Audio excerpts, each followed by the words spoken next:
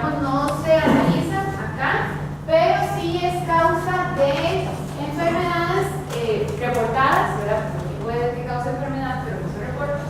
Pero sí es causa de enfermedad reportada en los países desarrollados, ¿verdad? Porque ellos acostumbran a hacer análisis de todos los enfermos, o de la mayoría. Es importante que esta bacteria es aerobia, pero también, ¿qué pasó? Pero también puede ser anaerobia facultativa. ¿Qué quiere decir eso? Que ella se siente muy a gusto en ambientes con concentración de oxígeno alta, pero si no hay oxígeno, ella puede permanecer viable sin oxígeno, por ejemplo, con empaques al vacío. Bueno, no produce esporas y es muy frecuente que se encuentre en la faringe y amígdala de cerdos. También, digamos, en el agua, el suelo, ¿verdad? Y es posible también encontrarla en otros animales, en el tracto gastrointestinal de otros animales. Pero sí está muy relacionada con cerdos. Y es una bacteria que es ciclótrofa. ¿Qué quiere decir eso? Que se siente o que tiene predilección por temperaturas frías. Ella puede crecer, multiplicarse en temperaturas de 0 a 4 grados, ¿verdad? Entonces podría estar presente por ejemplo, en las cámaras de almacenamiento. La yersiniosis produce dolor abdominal, diarrea y vómito y síntomas, digamos, un dolor tan fuerte que puede recordar a una apendicitis.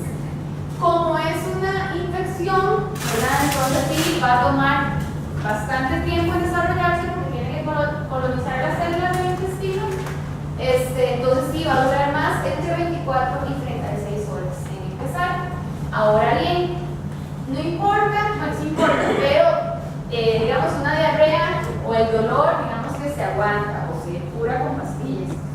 Pero la yersiniosis va a dar complicaciones secundarias o enfermedades secundarias a esta infección. Entre estas, bueno, la septicemia, digamos que sería la más fatal, ¿verdad? La septicemia es una infección generalizada en la sangre, vísceras, o sea, en los órganos. Una artritis reactiva, que es básicamente dolor de las articulaciones por un tiempo prolongado, dolor tipo como el reumatoide. Y puede también ocasionar el síndrome de Reiter, que es con artritis tipo reumatoide y también lesiones en las mucosas, como se ve, observan las fotos. En los genitales puede ser una uretritis, también la planta del pie, la conjuntiva, etc. Entonces, digamos, es un poco más serio que una diarrea, es bastante más serio que una simple diarrea. Normalmente, digamos, se relaciona con el consumo de alimentos de origen animal, con la carne de cerdo especialmente, aunque también con otras carnes, con leche cruda, ¿verdad? La leche cruda pues normalmente cruda es sin pasteurizar, entonces podría tener, digamos, componentes fecales de las vacas, y cualquier otro alimento que puede estar crudo o mal cocinado, ¿verdad? Que no ha llegado a una temperatura suficiente para ser eliminado. Bueno, y con respecto a la prevención, bueno, los principios generales que vamos a ver más adelante, pero sí tener en cuenta, digamos, que es una bacteria que es capaz de desarrollarse y multiplicarse en temperaturas de refrigeración. Entonces, sinceramente, yo empezaría a muestrear animales aquí en Costa Rica para ver si efectivamente la tenemos o no. Bueno, sí se ha encontrado, pero hacer una incidencia más representativa o un análisis más representativo para ver qué tanto podemos estar afectados por ese tipo de bacteria, porque ahorita no tenemos conocimiento. Es como decía un profesor mío, el profesor tal vez ustedes, algunos, a veces no existe porque no se conoce o comer. ¿Qué se va a lograr? No se encuentra hasta que no se está buscando. Ajá, digamos, no hay conocimiento porque no se está buscando. Entonces a veces es importante empezar a hacer, digamos, estudios. Ok, con respecto a listeria, digamos, ¿verdad? Hay varios tipos de listeria, pero la más importante o la más patógena es la listeria monocitógenes. Es una bacteria que no es esporulada, o sea, es más sensible, digamos, a temperaturas adversas, perdón, a condiciones adversas, pero también es ciclótrofa, ¿verdad? ¿Vieron ciclótrofa? Exacto, ¿verdad? Ella se siente muy a gusto en ambientes fríos. Y listeria se ha encontrado mucho, digamos, en las biopelículas. ¿Sí? ¿Qué quiere decir con bacteria gram? Bueno, eso no es importante, digamos, para ustedes, pero gram positivo, gram negativo es que la bacteria tiene o no una, digamos, como doble membrana. Entonces, las bacterias gram negativas tienen una membrana doble, y esa membrana doble hace que sean más resistentes. Las bacterias gram positivas es que solamente tienen una membrana, entonces son un poco más sencillas. Eso es positivo o negativo, lo determina uno por una división que se hace en la boca. Pero gracias por preguntar. ¿Le quedó claro? ¿Sí me expliqué? Ok, entonces sabemos que la listeria era ciclótrofa, entonces le gustan los ambientes fríos. Y también puede vivir en las biopelículas que se pueden formar en las cámaras de almacenamiento o en la planta. ¿Qué es una biopelícula? Normalmente son mezclas de microorganismos con materia orgánica, que digamos crean como una capa fuerte, resistente a algunos desinfectantes y digamos protegen a las bacterias que están por debajo. ¿Ya habían escuchado de lo de las biopelículas? Sí. ¿Sí? ¿Todo el resto? ¿No? Bueno, eso digamos cuando vemos en la cámara, sobre todo las cámaras frías, como secciones negruzcas, tal vez como uno piensa que es como moho, ¿verdad? Que se ve que es como una cascarita, no sé. Esas son como matrices de materia orgánica donde podríamos encontrar bacterias, ¿verdad? Y eso quiere decir que no están haciendo con limpieza, digamos, a veces. También se puede hacer los difusores. También. Y de hecho, listeria, bueno, se puede hacer las películas, y listeria se puede encontrar, que ojalá no se encuentre, pero se puede encontrar, pueden ser muestreos en los difusores del sistema de frío, en las paredes, en el techo. Es muy posible, en las cañerías, es muy posible encontrar listeria. Sí, es como actuemos porque no podemos dejar que se reproduzca. Ok, entonces, bueno, como les decía, una rápida multiplicación durante el almacenamiento y no solamente en el alimento, ¿verdad? Sino puede estar en las superficies porque ellas se han acostumbrado a vivir en esas circunstancias.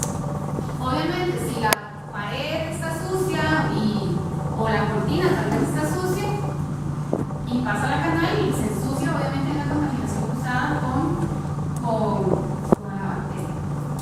Bueno, sí, la contaminación.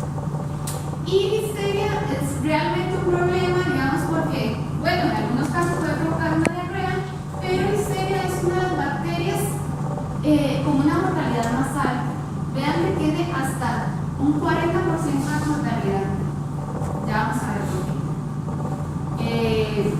Ok, como les decía, resiste las temperaturas bajas. También puede resistir bastante el calor. No se reproduce en condiciones de calor, pero sí lo resiste. Puede resistir la acidez y altas concentraciones de sal. Por ejemplo, en los embutidos que tienen bastante sal, ahí también podría permanecer la listeria. O los quesos también. Ok, entonces digamos, hay una listeria no invasiva que va a causar diarrea, puede causar fiebre moderada, dolor de cabeza, cefalea, mialgia, dolor de músculos. Pero los macrófagos, que son del sistema inmune, van a lograr combatir, digamos, rápidamente esta infección y digamos, ya la gente se cura, sin embargo puede quedar como portador asintomático. Luego tenemos la forma invasiva, que es la que va a causar la mayor cantidad de muertes, en la cual tenemos un paciente, una persona, con un sistema inmune comprometido, digamos con las defensas bajas, puede ser una mujer embarazada, ¿verdad? Una persona mayor, niños, cáncer, etc. En la cual digamos, el sistema inmune del intestino no logra, digamos, como hacer una barrera contra esa bacteria, sino que la bacteria más bien coloniza esas células y se va por el torrente sanguíneo, por toda la sangre se distribuye. Y es de especial cuidado, bueno, es de especial cuidado, digamos, en mujeres embarazadas, porque esa bacteria puede viajar a través de la placenta, infectar al feto, y la mortalidad que yo les decía antes es sobre todo por fetos. También, bueno, en otro tipo de pacientes puede causar meningitis, ¿verdad? O sea, una enfermedad ya muchísimo más grave que afecta el sistema nervioso y, bueno, es mucho más difícil de tratar. Entonces, en una listeriosis, digamos, en una mujer embarazada, en la madre puede provocar una fiebre leve, gastroenteritis, digamos, una diarrea y síntomas similares a la gripe, ¿verdad? Lo que les decía, de dolor de cabeza, dolor de músculos, pero normalmente en el feto o en neonatos puede causar una epidemia generalizada y meningitis y va a provocar la muerte. Por eso es que es tan importante, ¿verdad? Por eso es tan importante controlar. Ok, se ha relacionado con muchos tipos de alimentos, digamos, qué sé yo, que hay un brote, hay un gente con listeria, entonces ellos anotan el tipo de alimento al que fue la transmisión. Se ha relacionado con el consumo de verduras con excesivo almacenamiento. ¿Por qué? Por lo que hablamos de los biofilms que se encuentran en las cámaras, ¿verdad? No necesariamente porque se sienta a gusto en la verdura, pero sí en las cámaras. En la leche cruda, quesos blandos, carnes crudas o poco cocinadas, en embutidos, pollo y pavo, productos del mar también. Y bueno, una vez más, los reservorios son las superficies húmedas de las plantas de proceso de alimentos, las cámaras frigoríficas, las manos del manipulador también, y muchas veces por contaminación cruzada con superficies. ¿Okay? ¿Alguna pregunta con respecto a la listeria? No. Ok, entonces vamos a continuar con Steven. Es que le tengo una pregunta ahí, ¿qué quiere decir con vacío corto o coco? Ah, ok. Eso es por la forma que tienen las bacterias. Entonces, por ejemplo, ya es un microbiólogo. La próxima vez que venga, pues ya va a ser microbiólogo. Bacilo corto, digamos, o sea, las bacterias se clasifican por la forma, muchas veces. Bacilos es que tiene forma de bastones, cuando uno lo observa en el microscopio, como en esas fotos. Y coco es que tiene una forma redonda, como un circulito. Y un bacilo corto es que es como una mezcla entre los dos. Bien. Gracias por la pregunta. Perdón, para efectos de información, tal vez importante, Listeria walchineri. Bueno, en realidad no se ha determinado acá como patógeno, digamos, como que cause enfermedad en personas. ¿Cómo le digo? No se ha aislado de personas enfermas, ¿verdad? Pero sí se ha encontrado igual que el Listeria gnóstica. Ok, entonces, acá en nuestro sistema buscamos Listeria monocetógenos. O sea, todos los muestreos, todos están dirigidos, superficies, etc., a Listeria monocetógenos.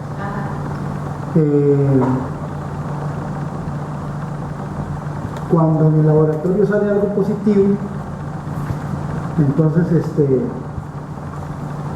necesario hacer la tipificación Sí, para determinar qué apellido tiene, por exacto. decirlo así. Porque si eventualmente fuera Guachimedi, no es que nos vamos a cruzar de brazos, pero digamos que tenemos la suerte de que no nos cetógenos, por decirlo de alguna forma. Sí, pero muchas veces, bueno, podemos tener un tipo de Listeria, eso es indicador de que podría haber Sí. una cepa monocetógenas también ahí en esa superficie. Sí, por eso le digo que no es que nos vamos a cruzar de brazos, Exacto, sí. hay que demostrar y volver a mandar. Exacto. Sí, por lo menos cuando uno encuentra algo, aunque no sea, bueno, en este caso Listeria, ¿verdad? Puede ser Listeria SBB, ¿verdad? Sin especie. Correcto. Sí quiere decir que estamos, o sea, que las condiciones de limpieza no están siendo suficientes Correcto. para eliminar ese tipo de Listeria, que muy probablemente también tengamos eso. Ok. Es igual como cuando hacemos muestreos para recuento total aerobio, por ejemplo, ¿verdad? O coliformes fecales. Son indicadores de que ahí hay algo, ¿verdad? Si es coliformes fecales, es obviamente, bueno, se dice coliformes fecales, pero ahí podríamos tener salmonela, listeria, campylobacter difícilmente, bueno, sí, en la superficie sí, campylobacter, Yersinia, o sea, podríamos tenerlo, aunque el análisis como tal es para coliformes totales, fecales. Me explico, digamos, eso se utilizan como indicadores para no hacer un análisis para cada uno de estos, sino que sean más De acuerdo. menos frecuentes. Gracias. ¿Alguna otra pregunta? ¿Comentario? Ok, seguimos entonces con la salmonela, que también es, todas las que hemos visto en la familia de las enterobacterias, o sea, todas son del intestino, tanto de animales como de personas. Este es un bacilo gram negativo. ¿Qué quiere decir eso? Bueno, que es una forma alargada, en forma de bastón, y gram negativo, que quiere decir que doble. Ajá. ¿Quién me dijo? No. ¿Alguien me dijo? No. Que tiene, digamos, como una doble membrana, que la hace un poco más resistente. También es una anaerobia facultativa, o sea que en concentraciones bajas de oxígeno puede sobrevivir muy a gusto. Algunas tienen flagelos, pero bueno, eso no es importante. Algunas, o la mayoría, desarrollan cápsula, excepto, mentira, no desarrollan cápsula, excepto la salmonella typhi, que sí desarrolla la cápsula. No son esporuladas y pueden ser móviles. Pero bueno, aquí lo importante es esto. Hay muchos tipos de salmonella. Se han encontrado más de 3.000 tipos de salmonella y se siguen encontrando, porque tiene una capacidad para mutar, una capacidad rápida para mutar. Entonces, digamos, es la misma salmonella, como decía Mario, con nombre salmonella, pero tiene muchos apellidos. Así va a depender, digamos, el grado de enfermedad o, digamos, la patogenicidad, la facilidad con la que causa enfermedad de cada una de ellas. La salmonella tifoidea, perdona, la que causa fiebre tifoidea es la salmonella entérica serotipo typhi, es la que nosotros buscamos frecuentemente, la entérica. El serotipo el serotipo es como el segundo apellido, ¿verdad? Como les digo, hay muchos tipos de salmonella. Entonces, la salmonella entérica serotipo typhi va a la que causa la fiebre tifoidea, que es específica del ser humano. No tiene nada que ver los animales. Sin embargo, recuerden que nosotros podemos funcionar como portadores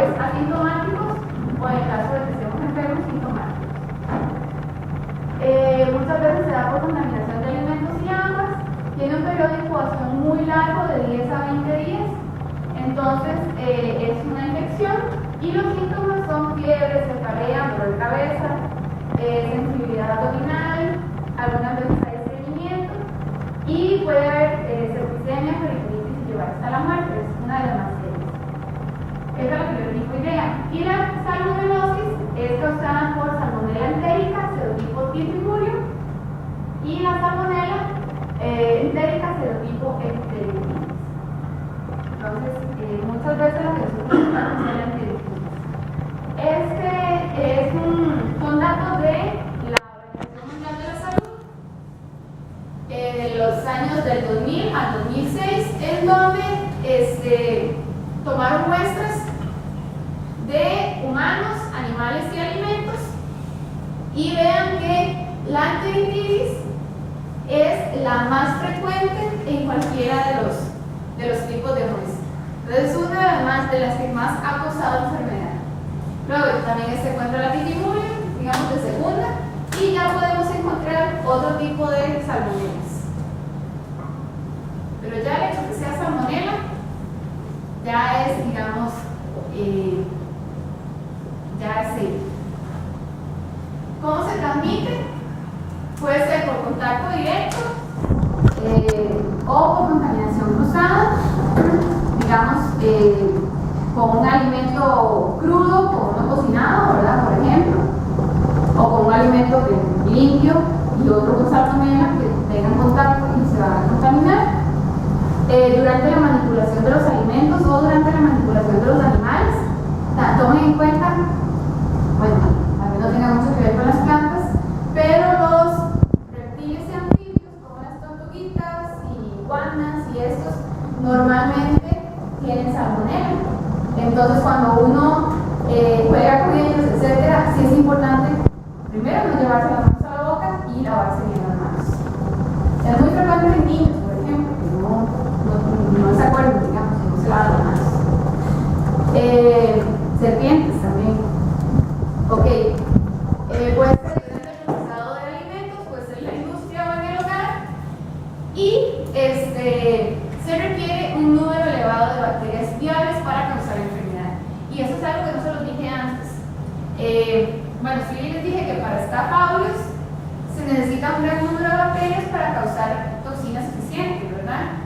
Pero en el caso de Yersinia, Listeria y, bueno, más adelante Campylobacter, las dosis infectivas, o sea, la cantidad de bacterias que se requieren para causar la enfermedad es sumamente baja, sumamente, entre 100 y 500 bacterias, y eso en bacterias es muy poco, ¿ok? Y salmonella sí se puede, digamos, sí requiere un poquito más, pero tampoco son tantos. ¿Ok? Estas son, perdón.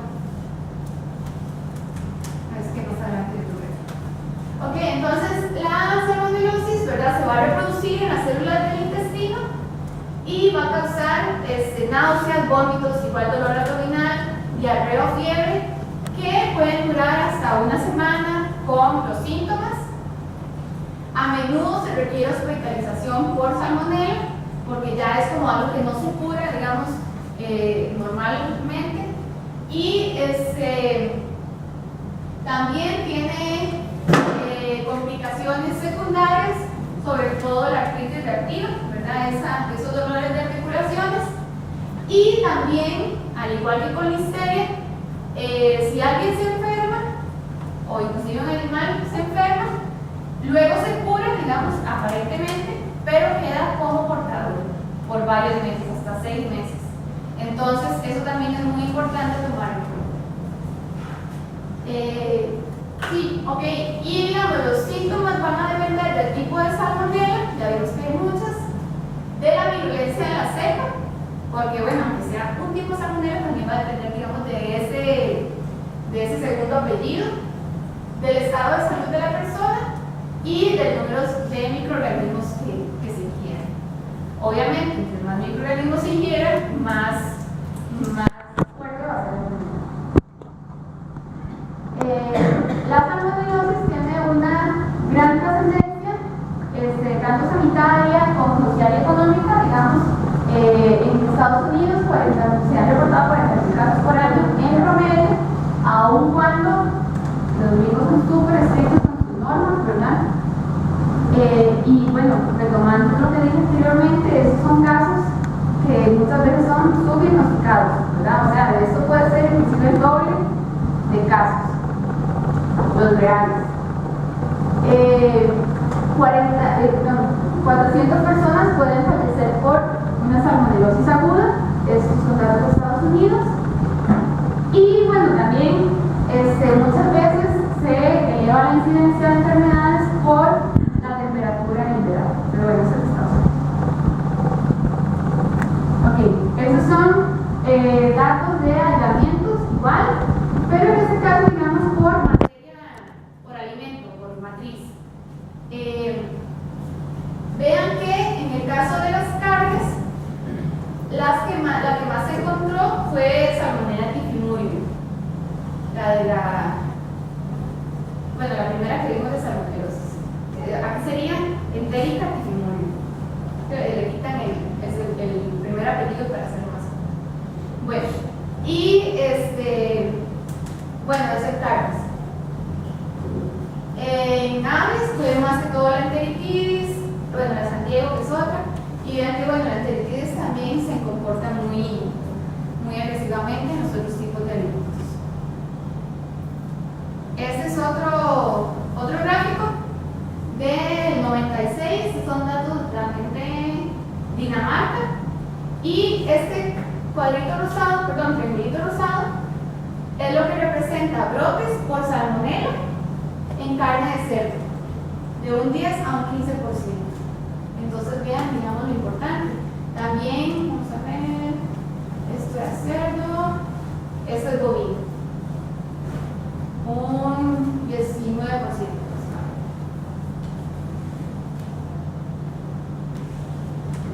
Bueno, y esto nada más para ejemplificarles los varios serotipos de salmonela que existen, ¿verdad? Y en carne fresca, esos son datos de Cuba, del 2008 al 2009. Son variedades que se encontraron en carne fresca. Al final representaban un 42% de todos los muestreos que hicieron. Entonces no es para nada descartable. Salmonela, de hecho, si no es la primera, es la segunda causa de ETAs en los países, en todos los países. Se pelea ahí con Campilón. Se pelean en primer lugar. Ok, ahora vamos con Escherichia coli. Bueno, perdón, ¿alguna pregunta de salmonela?